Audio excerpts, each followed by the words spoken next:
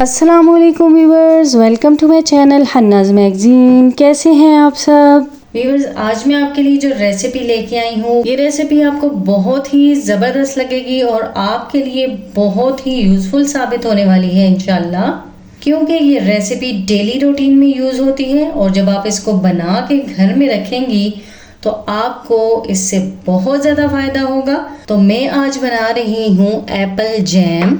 Jam के बारे में आप सब तो जानते ही हैं कि कितना ज़्यादा यूज़ होता है, बच्चे इसको कितना ज़्यादा पसंद करते हैं। उसके अलावा आपके घर ब्रेकफास्ट में कोई मेहमान आ जाए तो भी आपको इसकी सख्त ज़रूरत पड़ती है।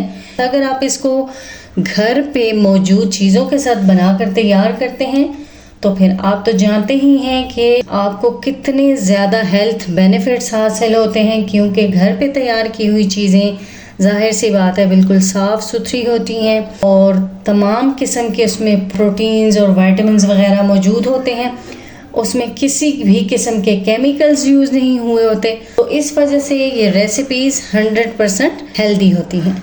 एप्पल जैम के लिए मैंने यहाँ पे 4 थोड़े बड़े साइज़ के सेब ले लिए हैं। इसके लिए ये है कि अगर आप सही से पके हुए सेब ले लें तो ज़्यादा बेस्ट है इस तरह के। यहाँ पे व्यूअर्स मैंने इनको अच्छे से धो लिया है। तमाम वेजिटेबल्स या फ्रूट्स को अच्छे से धो लिया करें, क्योंकि पता नहीं होता कि इनके ऊपर कोई केमिकल्स यूज़ हुए हैं कि नहीं। अब ये है कि डिफरेंट लोग इसको डिफरेंट तरीक़ों से बनाते हैं। कुछ लोग इस जैम को बनाने से पहले इसका छिलका रिमूव कर लेते हैं, लेकिन आप सब तो जानते ही हैं कि एप्पल के तमाम जो बेनिफिट्स हैं, जो उसके विटामिन्स हैं, वो उसके छिलके के अंदर मौजूद होते हैं। तो अगर हम इसका छिलका रिमूव कर देंगे तो फिर इसके अंदर क्या विटामिन्स रह जाएंगे। सो मैं इसको छिलके के साथ ही यूज़ करूँगी। तो सबसे पहले ऐसा है कि मैं इसकी कटिंग कर लूँगी। उसके लिए मैंने इस तरह से एक बर्तन में पानी ले लिया है और इन एप्पल्स को यूं काटती जाऊंगी, सेंटर से कट करूंगी। और सबसे पहले इसका ये जो दरमियान में सीड वाला पार्ट होता है इसको रिमूव कर दूंगी, क्योंकि ये काफ़ी सख्त होता है। और फिर इसके छोटे छोटे पीसेस काट लूँगी। देखिए बिल्कुल इस तरह से छोटे छोटे पीसेस कट करके इस पानी वाले बोल में डालती जाऊंगी। ऐसा मैं इसलिए कर रही हूँ क्योंकि एप्पल को अगर कटिंग करके वैसे रख दिया जाए तो ये काला होने लगता है, तो इसलिए मैं इसको पानी में डालती जाऊंगी ताकि कटिंग के ख़त्म होने तक ये काला होने से महफूज रह सके। अगर आप चाहें तो इसका छिलका भी रिमूव कर सकते हैं। छिलके के साथ सिर्फ ये फ़र्क होता है कि आपको थोड़ी ज़्यादा देर के लिए कुकिंग करनी पड़ती है, क्योंकि ये छिलका थोड़ा सख्त होता है। इसके सॉफ्ट होने में थोड़ा सा टाइम लग जाता है और उसके साथ ही साथ आपको फ़वाइद भी तो सारे हासिल होते हैं ना।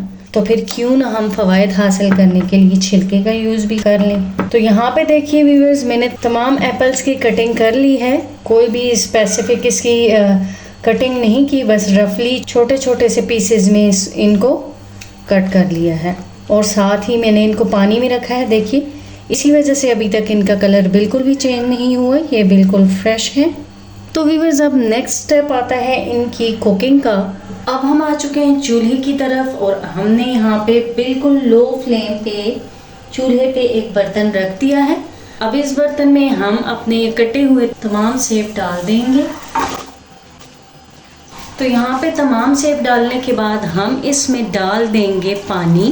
पानी हम इतना डालेंगे कि जिसमें ये एप्पल जो हैं वो हल्के से डूब जाएं। एप्पल से ज़्यादा ऊपर तक पानी नहीं लिया हमने, इतना ही लिया है बस जिसके अंदर इजीली ये तमाम सेब डूब जाए। अब हम यहाँ पे इनको ढक के कुक करेंगे। उतनी देर कुक करते जाएंगे जब तक कि ये अच्छे से सॉफ्ट नहीं हो जाते और बिल्कुल ये ट्रांसपेरेंट से हो जाएंगे और साथ ही पकते पकते इनका कलर भी चेंज हो जाएगा। दरमियान में हम वक्फे वक्फे से चम्मच भी चलाते जाएंगे ताकि तमाम सेब इक्वली कुक हो सके। यहाँ पे देखिए पानी में अच्छे से उबाल आ चुका है और एप्पल्स भी अच्छे से कुक हो रहे हैं, लेकिन अभी इनको पकने में कुछ टाइम मज़ीद लगेगा क्योंकि अभी ये उस तरह से सॉफ्ट नहीं हुए। तो इस प्रोसेस में तकरीबन लो फ्लेम पे इसको कुक करते हुए 10 से 15 मिनट का टाइम लग सकता है। यहाँ पे देखिए पानी भी काफ़ी हद तक कम हो चुका है, एप्पल भी काफ़ी हद तक सॉफ्ट दिखाई दे रहे हैं, काफ़ी ट्रांसपेरेंट हो चुके हैं। ये देखिए ये मैं आपको चेक करके दिखा रही हूँ, ये बिल्कुल सॉफ्ट हो चुके हैं। बस हमने इनको इतना ही कुक करना है। अब हम इनको थोड़ा सा ठंडा कर लेंगे और फिर इनको ग्राइंड कर लेंगे।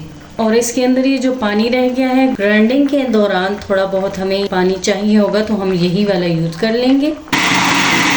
तो यहाँ पे देखिए मैंने इसको अच्छे से ग्राइंड कर लिया है। ये बिल्कुल एक प्यूरी की फॉर्म में आ चुका है। अब दोबारा से मैं इसको उसी बर्तन में वापस ट्रांसफ़र कर दूँगी। वापस उसी बर्तन में डालने के बाद एक बार फिर मैंने इसको चूल्हे पे रख दिया है और अब मैं इसमें बाकी की चीज़ें ऐड करूँगी। तो सबसे पहले मैं इसमें डाल दूँगी चीनी। 1 कप के करीब मैंने चीनी ली है। मैंने यहाँ पे 1 कप में से थोड़ी सी चीनी बचा ली है। पहले मैं इसको टेस्ट करूँगी, अगर चीनी काफ़ी हुई तो मैं मज़ीद शामिल नहीं करूँगी।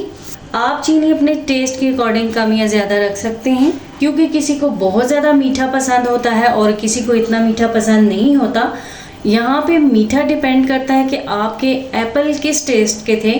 तो यहाँ पे मेरे पास जो एप्पल मौजूद थे वो भी काफ़ी अच्छे और मीठे थे, तो इसलिए मैं ज़्यादा चीनी ऐड नहीं कर रही। जब ये चीनी मेल्ट हो जाएगी तो मैं इसको एक बार टेस्ट कर लूँगी। तो यहाँ पे नेक्स्ट इंग्रेडिएंट में ऐड करने लगी हूँ दालचीनी। ये जस्ट टेस्ट और खुशबू के लिए होगा, बहुत ही ज़बरदस्त इससे खुशबू आएगी। ये ऑप्शनल है, आप इसको स्किप भी कर सकते हैं। अब हम यहाँ पे चीनी के मेल्ट होने का वेट करेंगे, क्योंकि जब चीनी मेल्ट हो जाएगी तो साथ ही साथ चीनी पानी भी छोड़ेगी। अब हम इसको तब तक कुक करेंगे कि चीनी अच्छे से मेल्ट हो जाए, उसका पानी रिलीज़ हो जाए और फिर हमने उस पानी को पकाना है उस टाइम तक जब तक कि इसकी कंसिस्टेंसी एडजस्ट नहीं हो जाती, यानी कि हमने इसको जैम वाली कंसिस्टेंसी तक लेके आना है। यहाँ पे देखिए ये बहुत ही अच्छे से कुक हो रहा है। इसको साइडों से यूँ वक्फे से स्क्रैप करके अंदर शामिल करते जाएंगे। चीनी अच्छे से मेल्ट हो चुकी है और मैंने टेस्ट भी कर ली है।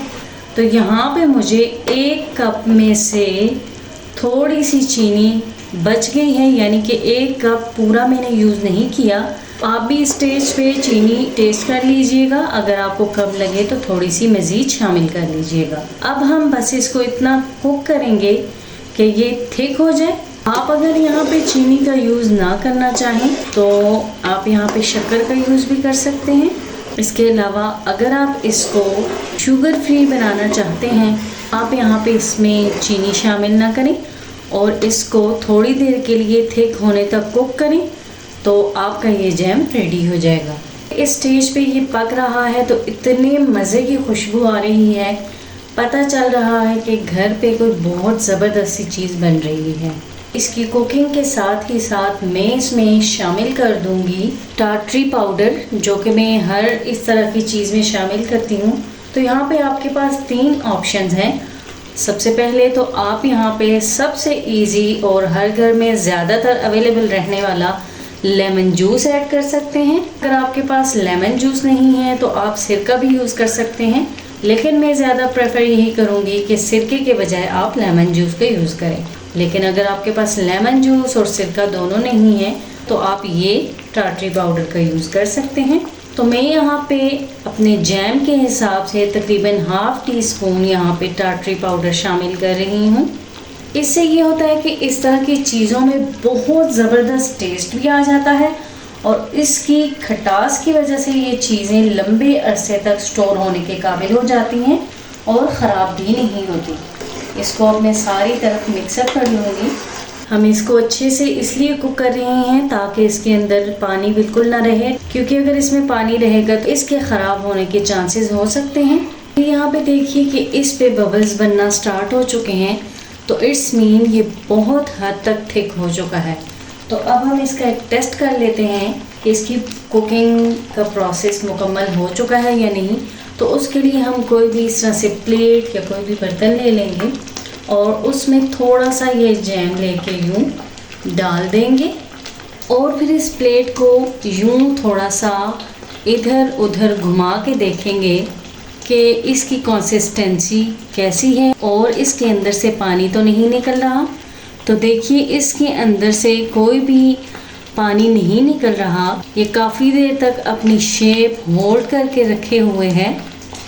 सो इट्स मीन कि हमारा ये जैम रेडी हो चुका है। इस स्टेज पे फ्लेम ऑफ कर देंगे और इसको ठंडा कर लेंगे, क्योंकि अगर हम इसको इससे ज़्यादा कुक करेंगे तो ठंडा होने के बाद भी ये थिक होगा, तो फिर ये बहुत ज़्यादा थिक हो जाएगा। तो यहाँ पे व्यूअर्स हमारा जैम अच्छे से ठंडा हो चुका है। ये देखिए ठंडा होके ये काफ़ी हद तक मज़ीद थिक हो चुका है। तो अब बारी आती है इसकी स्टोरेज की। तो स्टोरेज के लिए मैंने यहाँ पे इस तरह से कांच का ये जार ले लिया है। आपके पास कोई भी घर पे पहले से मौजूद जार हो तो आप उसमें डाल सकते हैं, लेकिन ध्यान रहे कि जब आप जार में डालेंगे तो जार अच्छे से ड्राई होना चाहिए। उसमें किसी भी किस्म की नमी अगर हो गई तो ये जैम फिर ख़राब हो जाएगा। तो अब हम थोड़ा थोड़ा करके इस जैम को इस बॉटल के अंदर डाल देते हैं, और जो हमने इसके अंदर दालचीनी डाली थी वो इसमें नहीं डालेंगे। तो व्यूअर्स यहाँ पे देखिए मैंने इसको बॉटल में ट्रांसफ़र कर दिया है। इसका कलर और टेक्सचर चेक कीजिए, बहुत ही ज़बरदस्त है और टेस्ट तो बहुत ही आला है। अब मैं आपको इसको ब्रेड के एक स्लाइस के साथ लगा के भी चेक करवा देती हूँ, फिर आपको आइडिया हो जाएगा कि ये कैसा बनकर तैयार हुआ है। ये देखिए इतना स्मूथ है ये। करीब से मैं आपको इसकी लुक चेक करवाती हूँ, बिल्कुल मार्केट से कई गुना बेहतर। देखिए मैं अब इसको ब्रेड पे लगा के दिखा देती हूँ आपको। वाह, इंतहाई स्मूथ, बहुत ही ज़बरदस्त है ये। अब मैं इसको टेस्ट भी कर लेती हूँ। वाह, बहुत ही ज़बरदस्त। घर के और इतने कम इंग्रेडिएंट्स के साथ इतना ज़्यादा जैम बनकर तैयार हुआ, तो फिर जब इतनी हेल्दी चीज़ इतने कम टाइम में इतने कम इंग्रेडिएंट्स के साथ हम घर पे तैयार कर सकते हैं, तो फिर मार्केट से लेने की क्या ज़रूरत। हमेशा हमें ये जैम घर पे ही तैयार कर लेना चाहिए, क्योंकि हमारी और बच्चों की सेहत से बढ़ के तो कुछ नहीं। जब हम इस तरह से साफ़ सुथरी होममेड चीज़ें बच्चों को खिलाएंगे तो आप खुद सोचें कि वो कितने हेल्दी होंगे और इस तरह से उनकी बॉडी की तमाम ज़रूरियात भी पूरी होंगी। अब आप इस जैम को 3 से 4 माह तक आराम से स्टोर कर सकते हैं। व्यूअर्स, इस जैम की रेसिपी से पहले मैं आपके साथ एप्पल मुरब्बा और बीटरूट जैम की रेसिपी भी शेयर कर चुकी हूँ, जिनके लिंक्स मैं डिस्क्रिप्शन बॉक्स में डाल दूंगी, आप वहां से विजिट कर सकते हैं। बहुत ही ज़बरदस्त है ये तमाम रेसिपीज़। आप मेरी इन रेसिपीज़ को ज़रूर से ट्राई किया करें और कमेंट्स में शेयर किया करें कि आपको मेरी ये रेसिपीज़ कैसी लगी और आप मुझे कहाँ किस सिटी से देख रहे हैं। इसी के साथ मेरी इसी तरह की हेल्दी होममेड और फटाफट सी रेसिपीज़ देखने के लिए मेरे चैनल को लाइक एंड सब्सक्राइब कर दिया करें और बेल आइकन को ज़रूर प्रेस किया करें, ताकि मेरी तमाम नई आने वाली वीडियोस के नोटिफिकेशंस इजीली आप तक पहुंच पाएँ। तो व्यूअर्स, इसी के साथ मुझे दीजिए इजाज़त। नेक्स्ट हाजिर होंगी फिर किसी ज़बरदस्त हेल्दी होममेड और क्विक रेसिपी के साथ। तब तक के लिए अल्लाह हाफिज़ एंड बाय बाय।